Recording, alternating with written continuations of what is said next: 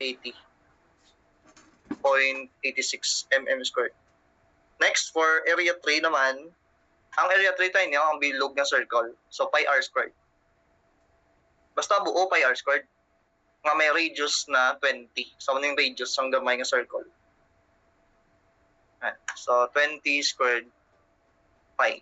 So, ang aton nga area 3 is 1,256.64 mm squared. So, karon si area 3 nga ni, i-minus ta ni siya kay hollow siya. Basta mga buo, i-minus niya. Okay?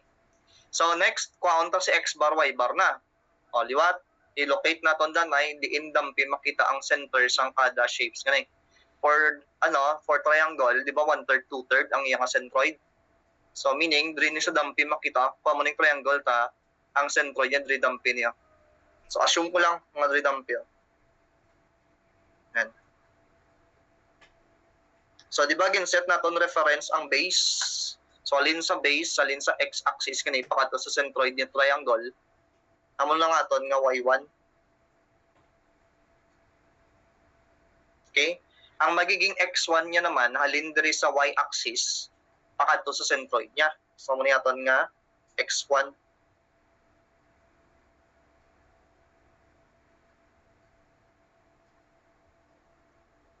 Okay. Para naman niya kaya, no? Para naman kay area 2, di ba ang centroid sa semicircle, di ba 4r/3 pi? So, alin diri sa iyang base, pakato diri, Diri siya dampi makita, So, assume ko lang ha, ari diri, Nandra siya makita. Wherein ang distance nga ni, ang ini nga distance, ang ni siya aton nga 4r/3 pi. Okay. So, mo lang iyang centroid. So, ang aton nga x2, ang x2 naton, halin sa y-axis, halin sa reference na y-axis, pakato sa centroid niya.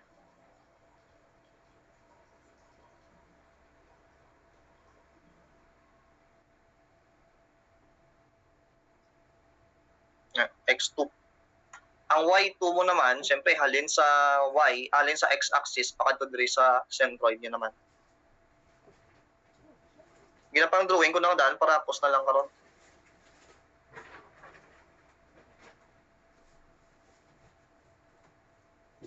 So, next, para kay y3, syempre, ang center ka area 3 ta, bilog mo na siya. So, dili na makita diyon.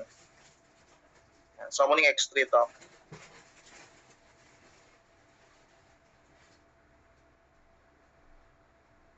Yan. Ang y3 to naman, dili makita si y3.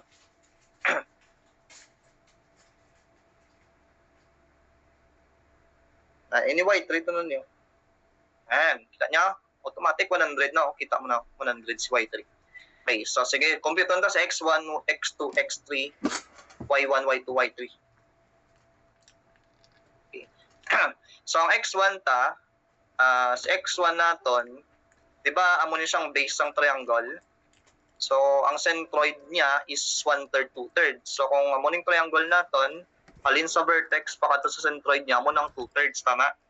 So 2/3 ang ano na? 2/3 ang 90. Tama?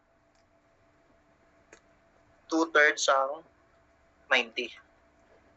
So, muning base niya So, ang total base dira is 90.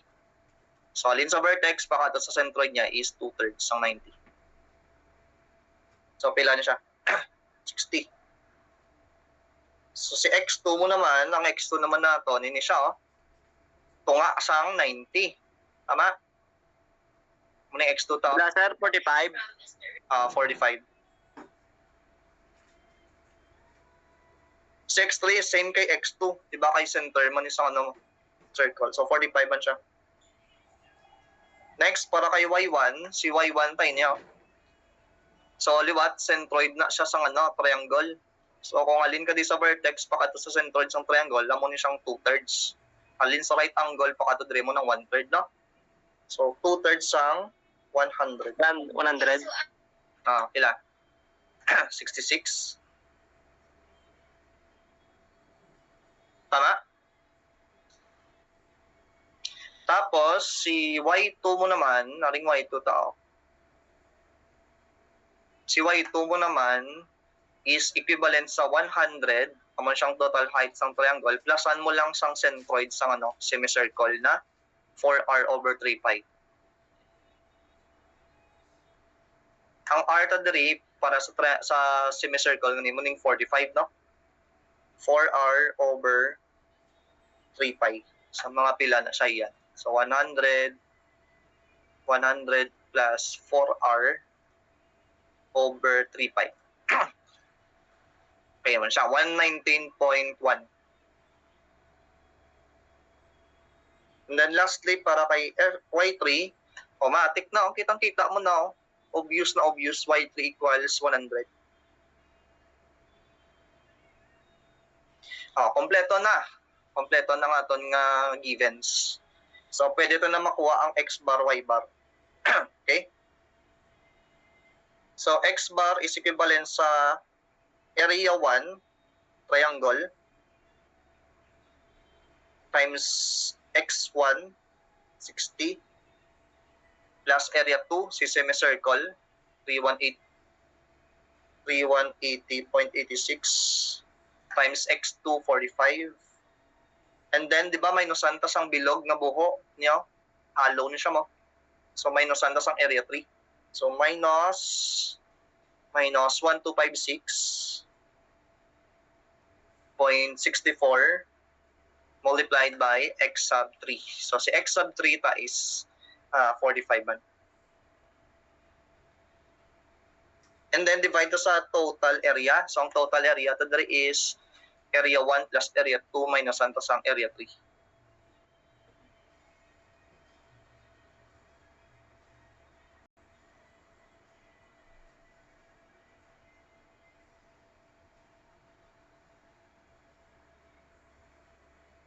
So, pila mo ito din na, x bar.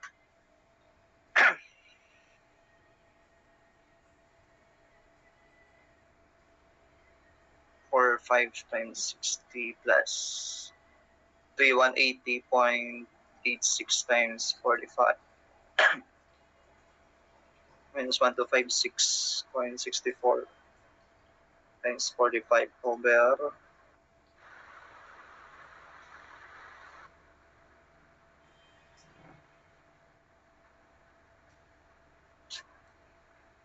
so tama, amo na yung nakuha ta, 55.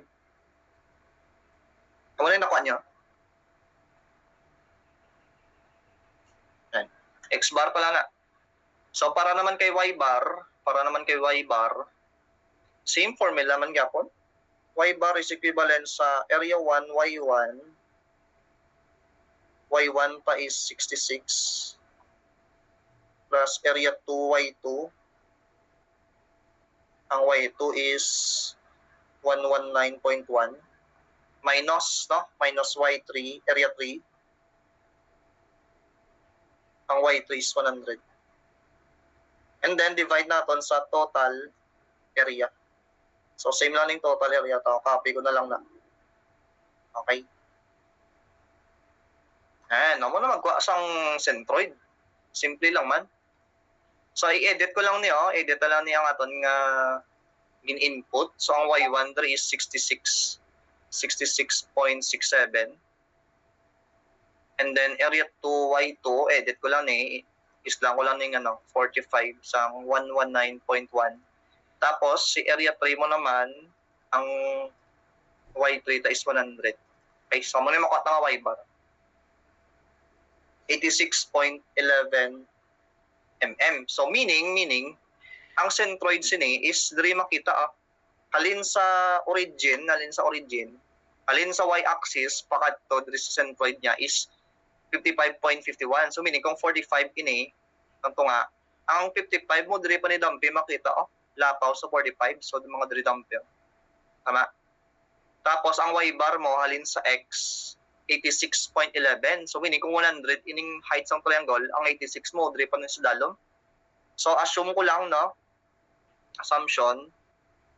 Ay hindi assumption, sakto lang taton nga centroid. Ang centroid sina is diri dampi makita 100 ni mga diri dampi makita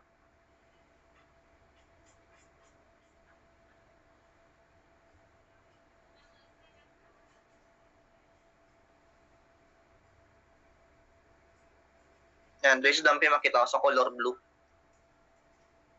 So alin diri sa y muning x bar equivalent sa 55.51. Ang y bar to naman alin sa x axis pakadto diri sa centroid niya. Amo nang y bar.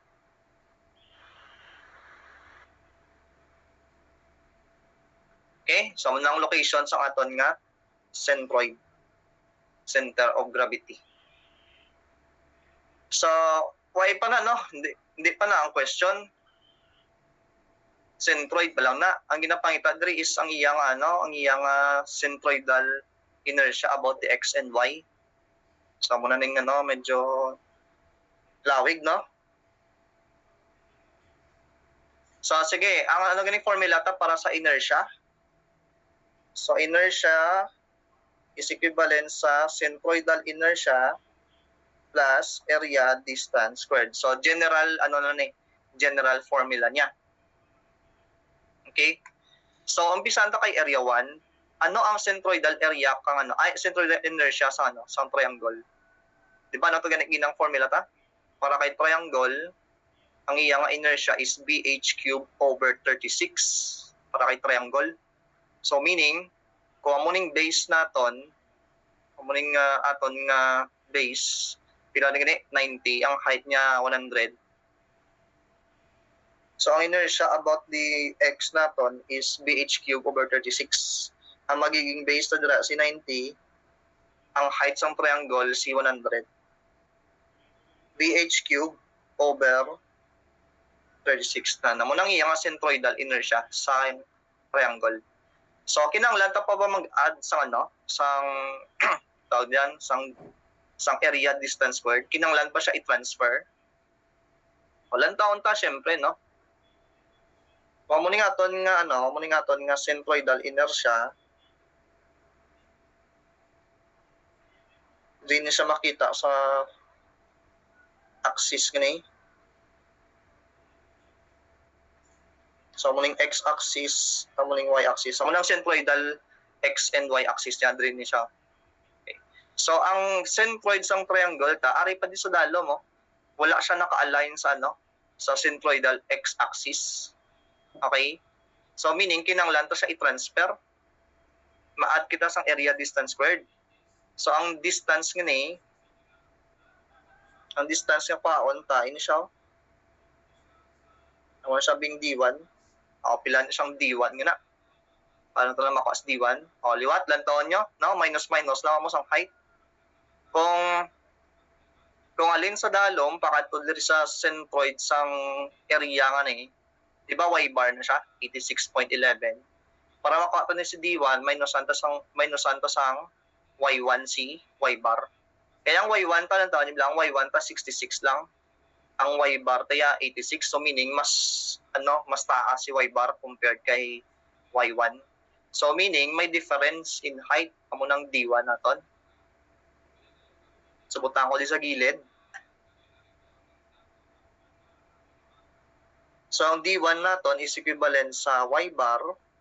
So minusan nyo lang diyon sang y1. So y bar nga 86.11 minus y1. Ang y1 is 66.67. Okay? So mga pila ni si D1 naton. 86.11 minus 66.67. So ano aton ng answer? Para kay D1 19.44. Next. Kuhaan ko na lang nga video yung si D2, D3. Nantaon tabi kung i-transfer taman sila. Para da si gay na takaroon So kung amuning centroid niya centroid ni area 2 sa semicircle, di ba wala siyang naka-align sa centroidal x-axis? Kaya mo na siya nga centroidal x-axis mo. Ano mo na nga centroidal x, amo na centroidal y. Okay? So lang taon nyo, ang centroid sa semicircle ari diyaw, wala siya naka-align mismo sa centroidal x-axis. So meaning kinahanglan taman siya i-transfer at a distance D2. So yun siya, D2 mo niya. Ayan, dito muna siya. Halin sa centroidal x-axis, pakadto sa centroid sa semicircle, amo na siyang D2. So, kinanglan taman mag-add sang area distance squared karon para kay semicircle. Pero, pila nila na yung D2 na. Para da sigay ta karon. So, liwat, ma-minus-minus lang kita sang heights, no? So, anong i-minus ta dira?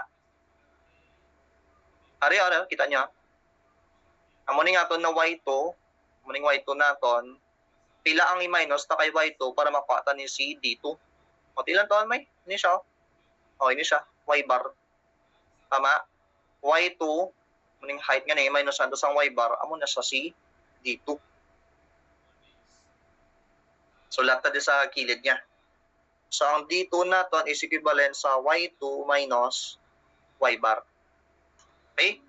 So, ang y2 naton is 119.1. Minus nato sa sang y bar na 86.11. So, compute node naton 119.1 minus 86.11. So, ang nakata din nga dito is 33. So, abutan ko na lang 33. Okay, so last para kay D3. Liwat, si D3 lang taon ta kung kinanglan ta pa mag-add siya karon sa ano, sang area distance squared. So, kung muning centroid ni area 3, sang buo nga circle yun wala man siya naka-align sa x-axis, no? Sa centroidal x-axis. So, meaning kinanglan ta man siya i-transfer at a distance D3. So, ang distance D3 nga na, ini siya.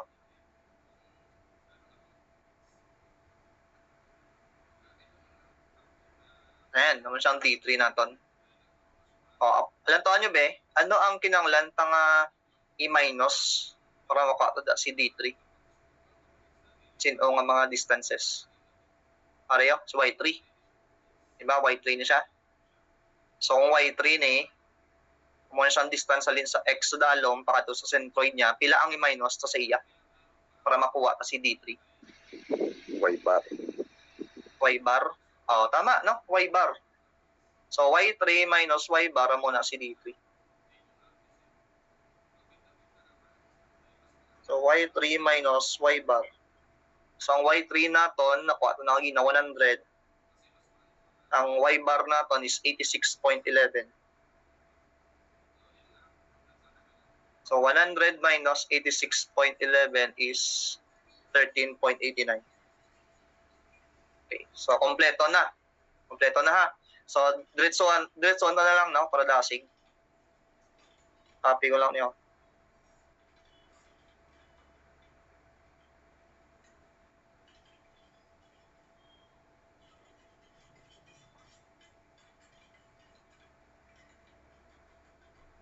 Sige. Umpisahan ba kay triangle, no? Aray na ta. BH cube over 36 ang iyang centroidal inertia. So, kinanglan ta mag-add sa area distance squared. Okay, wala siya naka-align sa x-axis.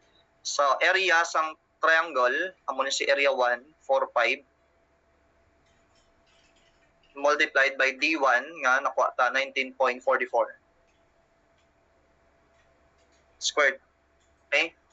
So, tapos na, no? Para kay triangle. Next, sa kay semicircle, ang iya ng centroidal inertia, ari siya. Tandaan nyo lang. Muna nga centroidal inertia formula. Pi over 8 minus 8 over 9 pi r to the 4th. So, ma-plus ako diri sang pi over 8 minus 8 over 9 pi r to the 4th. So, ang radius nila is 4 pi, 45 raised to 4. Okay? So, muna nga ito centroidal inertia. So, plus pa kita sa area distance squared para kay semicircle. So, ang area niya is 3180.86. And then, multiply ito sa D2 nga 33. Raised to 2. Okay? And then, ang circle nga di ba hollow na siya? So, meaning, i-minus na lang siya buwinan ko siya sa sang inertia. So, ma-minus kita sang inertia sang circle gani. So, anong inertia ka circle gani? Pi r4 over 4 ni siya. Or pwede man pi d4 over 64. Pi r4 na lang. So, ang radius nila is 45. Ay, 20. No? 20. Pi R4 over 4. Okay? So, ma-quantity ako dira. Tapos, amo niya ito nga centroidal inertia, ma-plus man kita dira sa area distance squared para kay circle. So, ang area 3 natin is 1256.64 multiplied sa D3 nga 13.89 squared. Ayan. Okay? So, muna ng answer natin diyan kung kumpiton ta. So, alam taon ta kung pilan siya. So, 90 times 100 cube divided by 36 plus 45 times 19.44 squared plus pi over 8 minus 8 over 9 pi times 45 raised to 4 plus, no? So, plus area distance squared. So, 3180.86 multiplied sa distance squared. Kung hindi kay go, iya matamato nyo lang ha. So, dali lang ko anay, kumpito ko ng 2 equals. So, punuan ko ni sa kanyo. So, minus quantity pi R4 over 4 plus 1256.64 times 13.89 squared. Then, press equals. So, muna yung makuha ta. Check ta. Tama? So, tama, no? Muna yung nakuha ta. 7.74 times 10 raised to 6. So, pwede mo nyo mabutang as amon nyo. Pinuto nyo ng sa calculator lang. So, kung pabalikon mo, shift eng lang. So, ang inertia natin about the x is equivalent sa 7.74 times 10 raised to 6. Ang units ni is mm to the 4th.